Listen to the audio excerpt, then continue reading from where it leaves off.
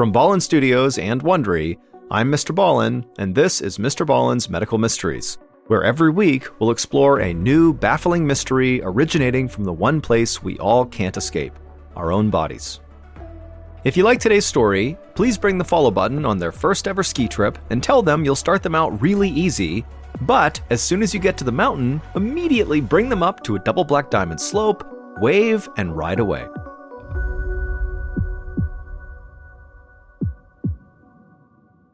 This episode is called The Birds. 60-year-old Douglas Wise knelt down inside of his garden, pulling weeds out of the small vegetable patch behind his townhouse in Queens, New York. It was August 1999, and just like every other day that summer, it was hot and muggy. Doug's shirt stuck to his back as he worked.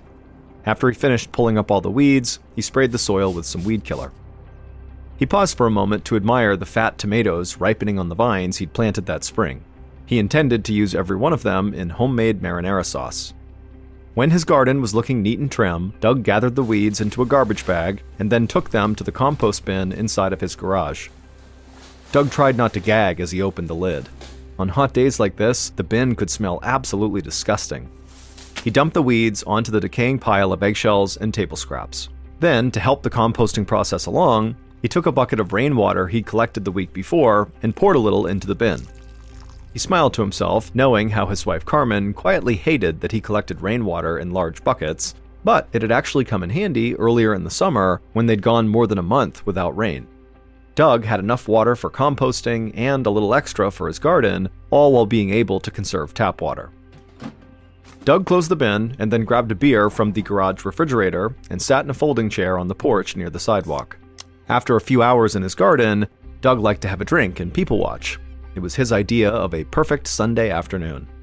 When Doug finished the last of his beer, he tossed the can into a recycling bin and headed inside for a shower. He was careful not to touch anything on his way to the bathroom. Carmen had just cleaned the house from top to bottom, and she'd kill him if she saw dirt smudges on anything. After Doug rinsed off and had some dinner, he joined his wife in the living room to watch some TV. But as he sat there, he started to feel a headache come on, and so he began rubbing his temples, and he wondered if maybe staring at the screen and straining his eyes was causing this headache. So he asked his wife to turn off the TV. But even after she did, over the next few minutes, his headache only got worse. Doug finally went to the kitchen and took some aspirin. And while that did help his head feel a bit better, his stomach now started to feel queasy. And so Doug told his wife that he just didn't feel right, and so he was going to go to bed early.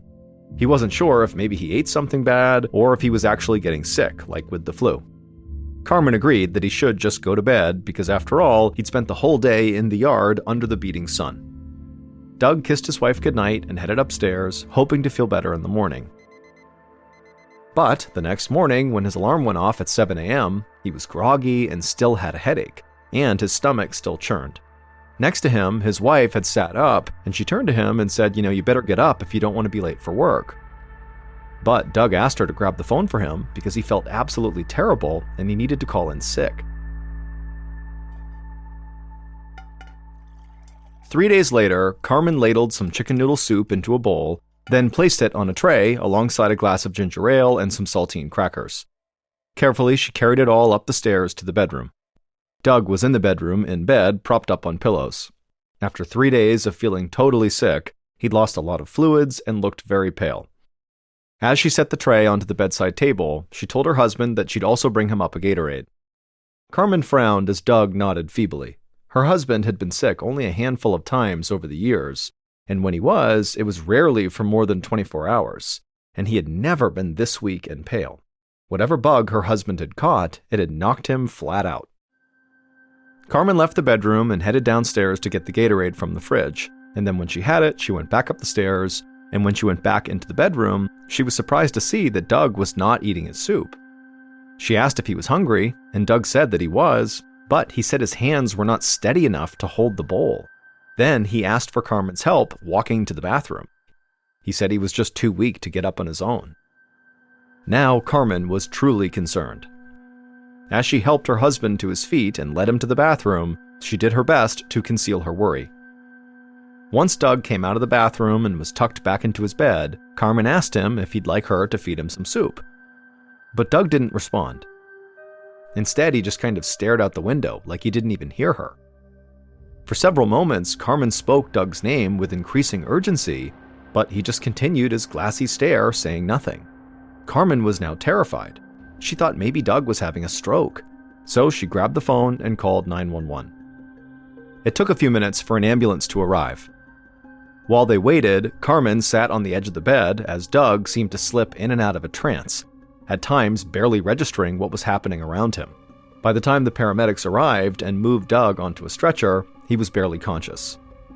Carmen followed the paramedics downstairs and then out to the ambulance waiting in the driveway. She prayed silently as 2 EMTs hoisted up Doug's stretcher and secured it in the back of the ambulance.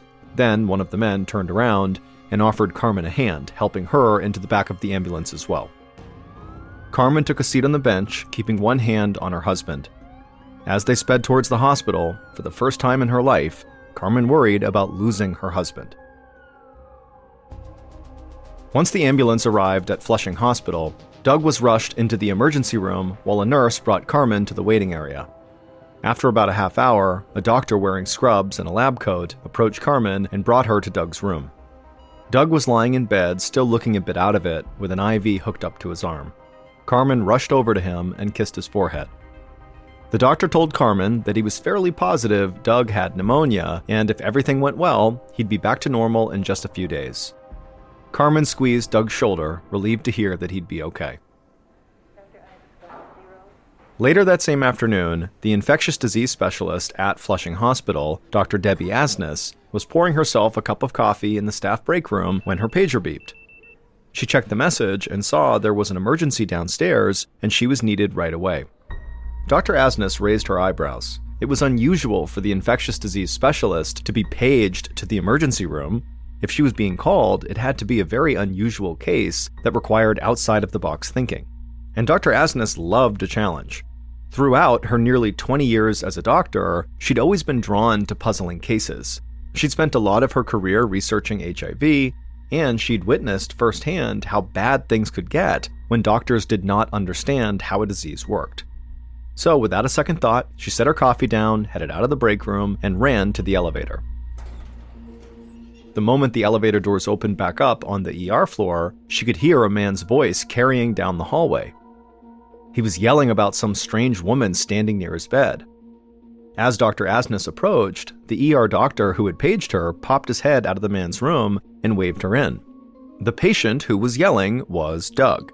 For the first few hours he'd spent in the ER, he'd mostly just slept, but he'd woken up in a sudden panic, and now he was yelling incoherently at the people all around him. At the same time, Carmen, his wife, was standing by his side, trying to remind him who she was. As Dr. Asnes watched this, she immediately noticed something strange. Despite being agitated, Doug's arms and legs remained still and limp on the hospital bed.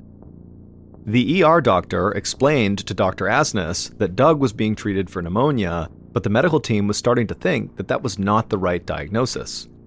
10 minutes ago, Doug woke up confused and agitated and didn't recognize his wife.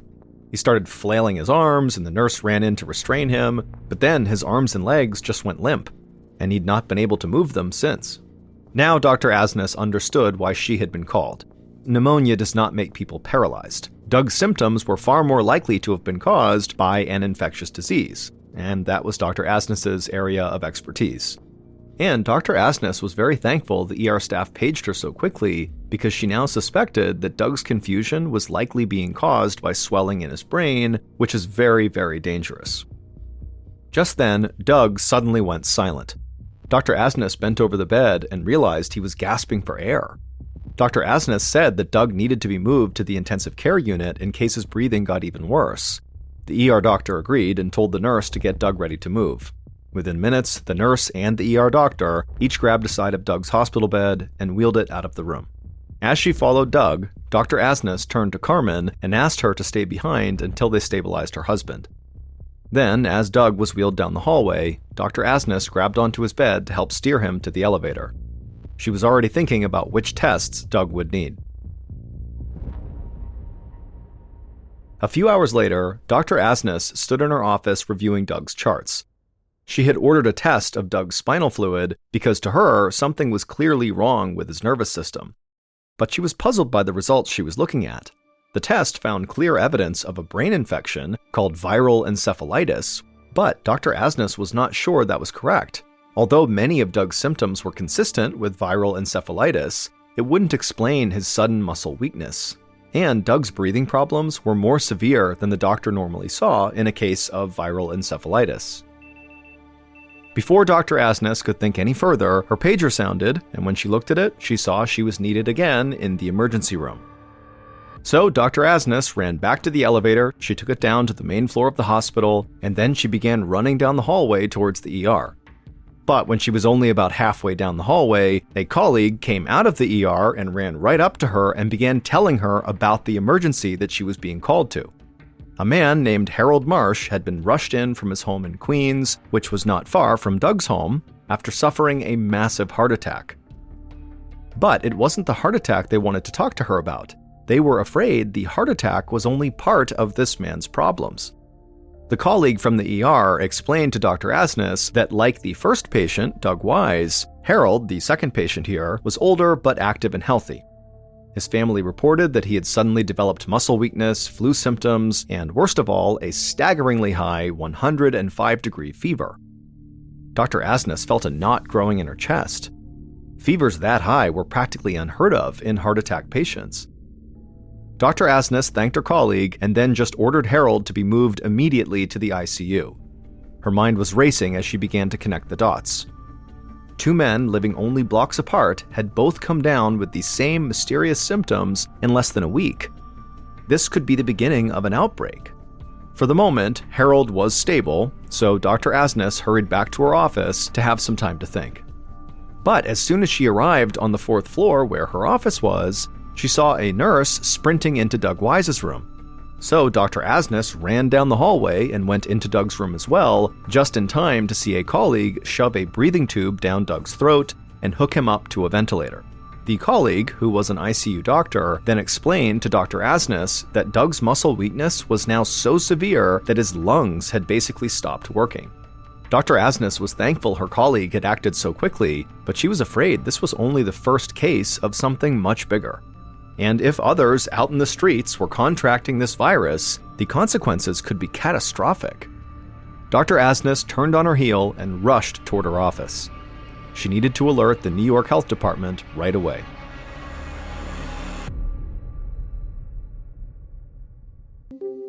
Five days later, on August 27th, a medical investigator at the New York Department of Health hung up the phone in her office, wishing she'd never answered it in the first place. Her name was Annie Fine, and after a long week of work, she was ready to go home. She was knee-deep in planning her wedding, and she and her fiancé had wanted to knock out as many to-do items as possible over the weekend, but instead it looked like she would spend her weekend at Flushing Hospital. A doctor there had called in a potential outbreak on Monday, and after several days of discussions and 3 more patients in the hospital with identical symptoms, her boss had finally decided it was worth investigating. Dr. Fine reminded herself that, in all fairness, she was the on-call epidemiologist that weekend. That meant she would be responsible for any emergency that came up. But in addition, her boss and good friend, Dr. Marcy Layton, had asked her personally to help out, and she was always game to help Dr. Layton. So on Saturday morning, Dr. Fine woke up a minute before her alarm clock began screeching. She managed to turn it off before it had the chance to wake her fiancé, and then she quietly got out of bed. Half an hour later, she headed down the stairs of her apartment building and saw Dr. Layton's car parked outside. She smiled as she jumped into the passenger seat, and Dr. Layton laughed and apologized for interrupting her weekend plans. Then Dr. Layton handed Dr. Fine a cup of to-go coffee, and they peeled off toward Flushing Hospital. After a short drive, Dr. Fine and Dr. Layton parked near the hospital and climbed out of the car. As soon as Dr. Layton had stepped onto the curb, she made a disgusted noise, and Dr. Fine turned to look at what she was disgusted at, and she saw there was a dead crow lying in the gutter right near Dr. Layton's feet. Both doctors had been seeing dead crows all over New York that entire summer. So they both just walked around the dead bird, and the 2 women headed for the hospital. Right outside the ICU, the 2 doctors were greeted by a tall, thin man wearing a lab coat. He told Dr. Fine that he was the chief resident, which meant he was a doctor in training, standing in for Dr. Asnes, who was out of town on a family emergency. He explained that in the 5 days since Dr. Asnes first called the Department of Health about her first 2 patients, 3 more people had been admitted to Flushing Hospital with symptoms of viral encephalitis. All 5 were older people who were previously healthy and active. Most worrisome, all 5 also had other symptoms not normally caused by viral encephalitis, including fever, stomach pain, confusion, muscle weakness, and severe difficulty breathing. The chief resident added that all 5 patients had declined really quickly. 4 were now on ventilators, and the 5th was not, but they were delirious with pain. Dr. Fine felt unnerved. All of a sudden, wedding planning was the last thing on her mind. There were usually only about 10 viral encephalitis cases every year in all of New York City. But now, one small neighborhood in New York City had 5 cases in less than a week, and so far, nobody had figured out why. Dr. Fine asked the resident to go collect blood samples from each of these patients and submit them for additional testing. In the meantime, she and Dr. Layton would interview the patients' families and anyone else who was with these people in the week leading up to their hospitalization. The resident nodded and then led Dr. Fine and Dr. Layton to an empty conference room where they could call people and interview them. Dr. Layton would ask the questions and Dr. Fine would take notes. By that afternoon, Dr. Fine's writing hand was totally cramped. She spent hours taking notes as she and Dr. Layton spoke with the patient's family members. Outside, it was starting to get dark, so Dr. Fine rolled her chair toward the wall and switched on the overhead lights. The conference room table was littered with textbooks, stacks of medical journals, and reports on annual encephalitis cases in New York. Dr. Fine looked over at Dr. Layton and sighed. Despite hours of interviews and poring over the patients' files, they still did not know how these 5 patients in Flushing Hospital had contracted encephalitis. But they had found that all 5 patients had 2 things in common. First, that they all lived within a few square miles from one another in Queens, and second, they all loved to spend time outdoors in the evenings. A few of the patients, like Doug Wise, the first patient, would work in their gardens until nightfall. Others just liked to watch the sunset from their back decks or take long walks along the East River after dinner. Dr. Fine looked out the window as the street lamps flickered to life, and right as they did, it hit her. People were not the only ones who loved summer evenings. It's also the time when mosquitoes are at their most active. All 5 of their encephalitis patients were probably swatting away mosquitoes as they gardened or walked or gazed at the sunset in the gathering darkness each night. And Dr. Fine knew something else about mosquitoes. They spread disease. Diseases like encephalitis, a condition that often strikes older people like Doug and Harold more frequently. Dr. Layton was intrigued by Dr. Fine's idea, but she was cautious. If mosquitoes really were spreading some new virus to people, they should be able to find mosquitoes infected with the disease. And so until they were able to isolate the virus in mosquitoes, then Dr. Fine's idea was really just a theory. Before the doctors left the hospital that night, Dr. Fine wrote up an alert that Dr. Layton sent to all the neighboring hospitals, asking them to report any cases of viral encephalitis to the Department of Health. That way, she and Dr. Layton would know if the virus was spreading. 2 days later, on the morning of September 1st, Dr. Fine sat at her desk, twisting her pencil in her hands. She was back in her office, feeling frustrated by the lab results she had just read. That morning, she and Dr. Layton had sent a small team to northern Queens, where all these patients had lived, and the job of this team was to canvass that neighborhood and visit the houses of each encephalitis patient and try to find breeding mosquitoes. Well, that team collected several samples of mosquito larvae from standing water around the neighborhood, but none of those mosquitoes were infected with viral encephalitis. Meanwhile, Dr. Fine was still waiting for lab work to come back on the blood samples she'd collected from the 5 infected patients. While Dr. Fine thought about what she should do next, Dr. Layton knocked on her door. She said she had bad news. One of the encephalitis patients, Harold Marsh, had grown so weak that the doctors determined he would not recover. Moments ago, the family had decided to take him off life support. Dr. Fine's heart broke for Harold and his family. She was frustrated that she couldn't even tell them for certain what had killed their loved one. It felt like they were back at square one.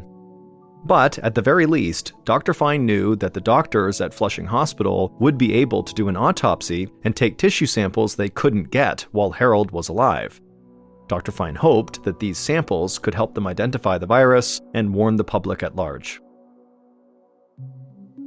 The following morning, Dr. Fine walked into her office to find her boss, Dr. Layton, waiting for her with news about Harold Marsh's autopsy tissue samples. Tests indicated that Harold had died of something called St. Louis encephalitis, a very rare strain of the disease that's only spread by mosquitoes. Dr. Layton said that federal health officials had also checked the blood samples from the other 4 encephalitis patients in Queens, and they found that they too had tested positive for St. Louis encephalitis. All 5 of the patients had gotten sick from mosquito bites. Dr. Fine frowned. On the one hand, it was nice to know that her theory that mosquitoes could have caused this was in fact what caused this, but this diagnosis didn't really make sense. The patient's symptoms were all consistent with St. Louis encephalitis, but there had never been a reported case of St. Louis encephalitis in New York City until now. In fact, there were only about 30 reported cases a year in the entire United States, and these were almost exclusively in southern swamplands. Dr. Fine wondered if infected mosquitoes had somehow migrated north, but if they had, there would have been cases of it in other places along the eastern seaboard, and so far, the only cases of it were from this outbreak in Queens. Something just didn't add up. Dr. Fine told Dr. Layton that she was glad they finally knew what was going on, but deep down, she still could not shake the feeling that there was something off about this diagnosis. A few weeks later, Dr. Fine was in her office at the Department of Health when Dr. Layton knocked on the door. When she came in, she had a very serious expression on her face. Dr. Layton explained that she'd just gotten off the phone with the U.S. Centers for Disease Control, and Dr. Fine's suspicions were correct. The virus they were investigating was not actually St. Louis encephalitis. It was much worse. A pathologist at the Bronx Zoo, of all places, had figured out the mistake. She'd been trying to understand why all these birds were dying all over the city, and she had discovered that they were actually contracting some form of encephalitis. And then after she learned about the St. Louis encephalitis outbreak in the city, she began to investigate whether that was what was killing all these birds. But tissue samples from the dead birds showed no sign of St. Louis encephalitis. Instead, the birds had a different strain that can easily be confused with the St. Louis strain, but it's actually much more dangerous. And the birds were loaded with this different strain. In fact, the birds got this strain of encephalitis at such a high concentration that a mosquito sucking their blood could pass on the disease to the next creature it bites, including humans. And sure enough, when the CDC retested the blood of the patients at Flushing Hospital, they found that they too had the same strain of encephalitis as the birds. This strain is known as West Nile virus. West Nile is something that likely lots of people have heard of, but it's actually even more rare than the St. Louis strain, at least in the United States, because until this point, it had never been seen in the United States. It was only really seen in Africa. The CDC suspected that an infected mosquito from some other part of the world had found its way onto a plane maybe, and then come to the US that way, or maybe a sick bird had gotten onto a boat, and that's how the disease came to the United States. But now that this disease had crossed the ocean and arrived in the US, Dr. Fine knew it was here to stay. By the time the CDC put the puzzle together, as many as 1,900 residents of northern Queens were infected with West Nile virus. 62 people landed in the hospital, and 7 people died that summer in 1999 before the mosquitoes disappeared with the fall. And in the years since those initial cases, over 56,000 people have been infected in the United States. 2,776 have died as of 2022. Although the mortality rate of St. Louis encephalitis and West Nile is comparable, West Nile is far more dangerous.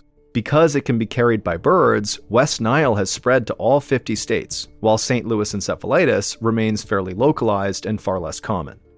Doug Wise, the first patient to come in with West Nile, remained in Flushing Hospital for several weeks before he was healthy enough to transfer to a physical rehabilitation facility where he stayed for the next month.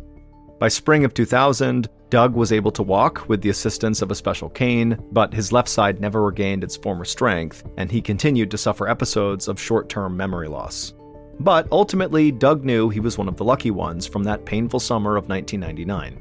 He could at least still tend to his garden as long as he wore his mosquito repellent.